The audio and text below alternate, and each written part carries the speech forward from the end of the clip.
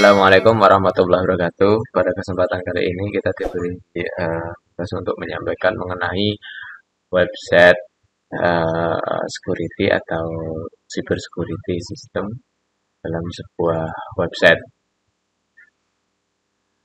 Maksud dan tujuan dari video ini jadi kita dimaksudkan untuk mengetahui definisi dari keamanan website atau web security.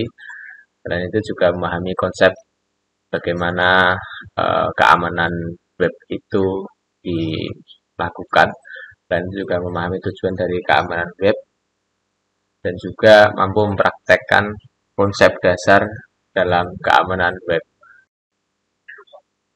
Selanjutnya,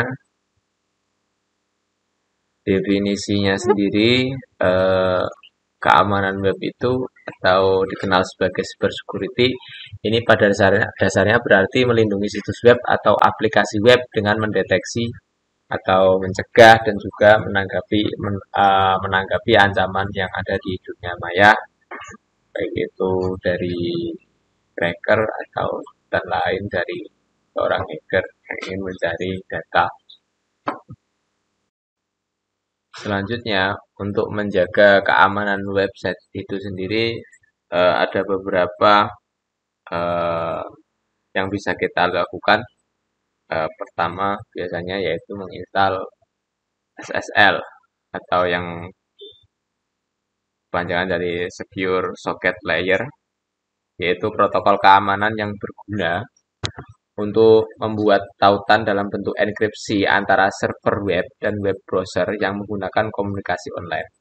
Intinya enkripsi itu akan bekerja dengan membentuk jalinan komunikasi antara titik A dan titik B, yaitu web server dengan web browser. Jadi antara dari klien sama servernya. SSL ini sangat penting untuk keberlangsungan hidup atau suatu website karena dengan adanya sertifikat SSL, informasi pribadi, transaksi kartu kredit, transfer data, hingga data login bisa dilakukan dan terjaga dengan baik. Apalagi untuk website e-commerce ya, yang di mana terisi banyak sekali data-data sensitif pada usernya, maka dari itu kehadiran SSL sangat penting. Selain itu biasanya terus melakukan update website. Biasanya ketika sudah memiliki website, apalagi website perusahaan yang menampilkan profil, fitur, kelebihan, dan info-info lain, terkadang tidak diupdate secara berkala, sehingga keamanan pun ini tidak terjamin. Jadi sebaiknya update website ini dilakukan karena sistem CMS atau Control Management System sendiri yang biasanya dipakai itu akan memberikan update terbaru dalam beberapa waktu sehingga keamanan website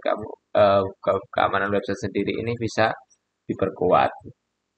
Selain itu untuk menjaga keamanan web bisa dilakukan dengan menggunakan password yang kuat.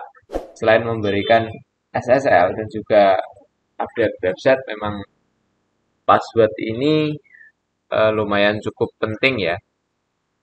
Sebaiknya digunakan kombinasi variasi mungkin sehingga keamanan website lebih terjamin. Kombinasi huruf kapital, huruf kecil, angka hingga tanda baca. Cara ini penting dilakukan agar passwordnya itu tidak mudah ditebak oleh pihak yang berniat untuk melakukan pengambilan data atau melakukan injeksi pada website. Selain itu juga bisa dilakukan backup website secara berkala. Banyaknya data serta informasi yang terkandung di dalam website itu biasanya lupa untuk melakukan backup, sehingga untuk backup berkala ini penting. Biasanya di dalam CMS sendiri itu disediakan untuk backup berkala yang bisa disetel. Selanjutnya untuk penggunaan jasa hosting juga sangat penting untuk memilih penggunaan jasa hosting yang terpercaya. Selain itu juga handal dalam sekuritasnya. Setidaknya kita lihat reviewnya dulu mungkin dari customer yang sudah menggunakan jasanya. Selain itu, untuk menjaga keamanan website, bisa juga dengan menginstal plugin backup. Jadi seperti yang kita ketahui, melakukan backup adalah salah satu tindakan pencegahan yang lumayan efektif ya. Biasanya kalau sudah tidak ada opsi lain, biasanya yang bisa kita lakukan adalah mengambil merestore dari backupan yang sudah kita lakukan. Jadi backup ini berguna untuk mengembalikan website dalam kondisi seperti semula selagi memperbaiki kesalahan pada website. Plugin backup bisa membantu sih untuk melakukan cadangan data website. Ada beberapa plugin dari backup website yang ada di WordPress biasanya. Kalau menggunakan WordPress itu ada backup di uh, Blogspot, Acronis juga itu ada. Selain itu bisa juga dilakukan dengan pasang antivirus di perangkat yang digunakan. Selain dari segi website, perangkat yang kamu gunakan ini juga harus dipastikan aman. Hal ini karena berguna untuk mencegah adanya malware yang bisa mengganggu browser dan bahkan website yang kita buat. File-file yang kita unggah ke website juga harus dijaga keamanannya. Jadi dengan adanya antivirus ini kita bisa minimal mencegah berbagai malware yang sekarang lagi marak-maraknya, baik yang jenis-jenis dejavu yang biasanya minta ganti ganti uang untuk dia mendeskripsikan dari filenya. Dan beberapa dejavu yang jenis baru ini belum ada deskriptornya. Baik, itu yang kita gunakan untuk antivirusnya bisa menggunakan Norton Security, Kaspersky, atau Avira yang sekarang cukup murah juga, biasanya bisa dibeli dari Shopee atau yang lainnya. Selain itu, kita bisa menerapkan two-factor autentifikasi atau sebuah metode berupa fitur keamanan yang menggunakan verifikasi dua langkah di sebuah aplikasi atau website atau platform lainnya. Dengan menerapkan eh, sistem ini, pengguna diharuskan memasukkan username dan password secara normal, lalu akan muncul kolom yang mengharuskan memasukkan kode OTP atau one time password yang dikirimkan melalui SMS atau email pribadi. Hal ini berguna agar mencegah penyusup atau oknum lain yang ingin masuk ke situs dengan mengontrol akses login. Dan itu kita bisa juga memasang DDoS attack, perlindungan dari DDoS attack. Serangan siber itu terjadi dalam berbagai metode. Salah satunya memang kejahatan digital yang sering terjadi yaitu DDoS attack. DDoS attack ini merupakan serangan yang dilakukan dengan cara mengirim fake traffic atau server ini dipaksa untuk melakukan dimintai dimintai dari sisi klien sampai server ini dia tidak mampu lagi memberi layanan karena adanya antrian permintaan terlalu banyak sehingga server ini akhirnya akan down. Jadi memang beberapa hosting sendiri sudah menyediakan untuk DDoS attack ini karena memang DDoS attack ini udah yang paling lama dan sering terjadi. Selain itu juga bisa kita lakukan batasi akses percobaan login. Misal dia mencoba login beberapa kali gagal, eh, jadi dia harus kalau sudah gagal beberapa kali langsung dia di force. Nah, selain itu juga perhatikan dari hak akses untuk setiap filenya. Jadi sebaiknya dalam sebuah file yang ada di website kita itu diberi hak akses, baik itu nanti yang owner atau grup ataupun untuk publik. Sehingga tidak semua orang bisa mengakses file-file yang memang dikhususkan untuk si ownernya sendiri. Selain itu, kita bisa atur juga, yang sekarang juga ada juga yang mengatur logout otomatis. Jadi ketika dia tidak bisa masuk atau sudah masuk, dalam berapa menit tidak ada aktivitas dalam sebuah website tersebut otomatis akan di log out. Hal ini sangat memungkinkan ketika sangat efektif juga ketika si pengguna ini lupa untuk melog out dan kebetulan dibuka oleh atau cookiesnya ini tersimpan, jadi otomatis bisa dibuka oleh orang yang tidak memiliki atau tidak berkepentingan. Selain itu kita juga bisa mengganti pengaturan default CMS. Jadi eh, biasanya cracker itu memahami setiap default CMS yang ada.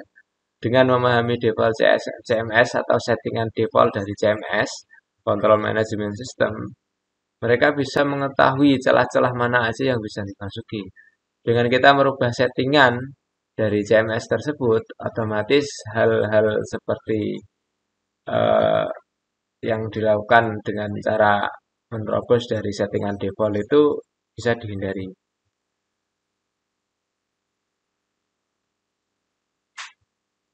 Selanjutnya, mengenai standar keamanan website. Standar keamanan website ini biasanya mengacu pada OWASP top 10 atau ini sebagai panduan konvensional ya yang dapat digunakan oleh pemrogram dan tim keamanan aplikasi web untuk mengatasi kerentanan. Meskipun tidak cukup semua resiko kerentanan ini teratasi dengan adanya top 10 ya. Cuma setidaknya dari 10 standar ini kita dapat mengidentifikasi berbagai macam resiko keamanan yang sering terjadi dan harus segera diatasi oleh aplikasi web.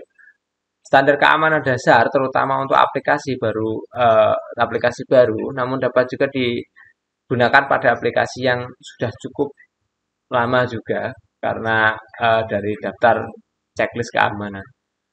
Setidaknya minimal ada 10 yang biasa digunakan untuk standar keamanan. Pertama yaitu injeksi.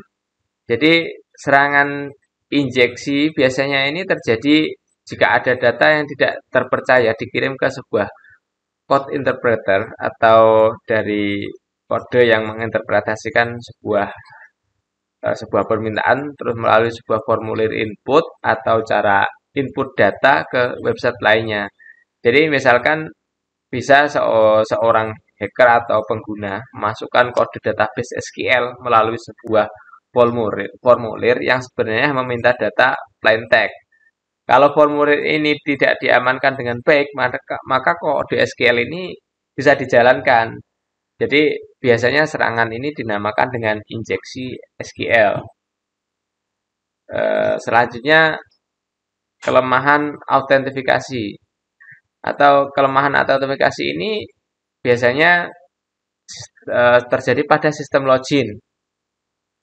Jadi eh, pengguna bisa memberi hak akses ke akun user. Tidak hanya mereka menguasai akhirnya mereka tidak hanya menguasai seluruh sistem dengan menghack akun admin. Selain itu juga untuk memitigasi kelemahan autentifikasi yang ada pada sebuah web. Terus kebocoran data sensitif. Jadi jika sebuah website menyimpan data-data sensitif penggunanya, tentunya akan bahaya jika mereka tidak menjaga keamanannya. Untuk mengurangi kemungkinan pencurian data, kita bisa mengenkripsi data-data sensitif sehingga memastikan bahwa website tidak menyimpan data-data sensitif yang sebenarnya tidak dibutuhkan. Lalu standarnya biasanya pengujiannya itu di XML entitas eksternal. Ini adalah serangan ke website biasanya dan aplikasi yang menganalisa input XML. Jadi input ini bisa mereferensikan entity eksternal untuk mengetahui kelemahan yang ada pada input XML-nya. Entity eksternal dimaksud di sini itu biasanya berupa unit penyimpanan seperti misalnya hard drive. Analis input XML ini bisa dibuat seakan-akan mereka mengirim data ke entity eksternal yang tidak dipercaya di mana mereka bisa mengirim data sensitif langsung ke hacker. Cara terbaik untuk mengatasi external entity ini biasanya dengan memiliki web app yang mengandung jenis data yang tidak terlalu kompleks. Selain itu, standarnya yaitu eh, kelemahan akses kontrol. Jadi, akses kontrol ini biasanya mengacu pada sistem kontrol yang mengakses informasi dan fungsionalitasnya. Akses kontrol yang rusak mungkin penyerangan melewati proses autorisasi dan melakukan hal-hal yang tidak biasanya hanya dilakukan oleh admin. Selain itu, kelemahan konfigurasi keamanan, terus cross-site scripting.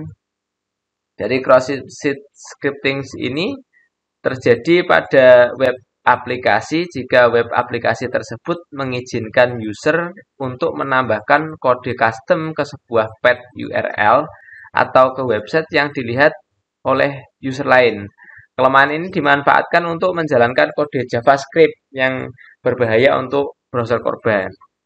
Selanjutnya, deserialisasi yang tidak aman. Terus penggunaan komponen yang tidak aman juga. Terus pencatatan dan pemantauan yang tidak memadai. Selanjutnya, bagaimana kalau untuk membuat keamanan internet?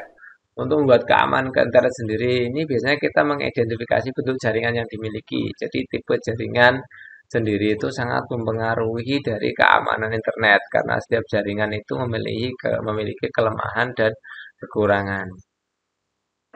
Selain itu juga menentukan polisi atau kebijakan dari setiap komputer atau klien yang terhubung dengan suatu jaringan.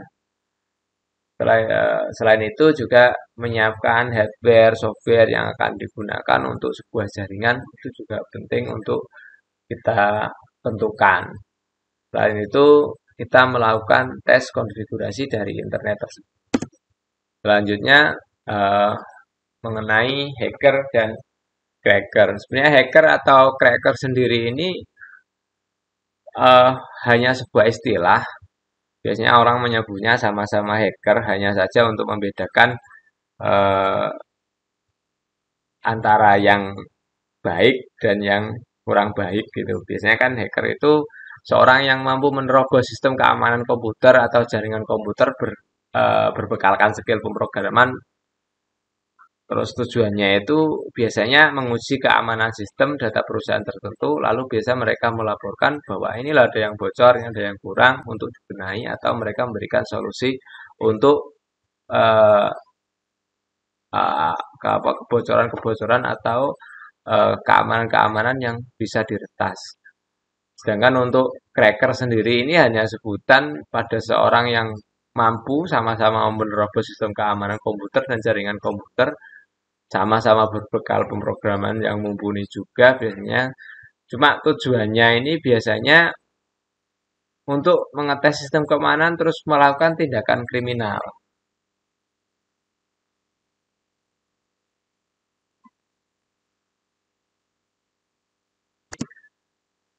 Setelah biasanya ada hacker, ada cracker, terus hacker sendiri ini di di dunia IT itu biasanya itu sudah berkembang, ada yang namanya white hat, ada yang black hat, ada yang sekarang macam-macam sih, cuma yang terkenal itu dua yaitu white hat sama black hat.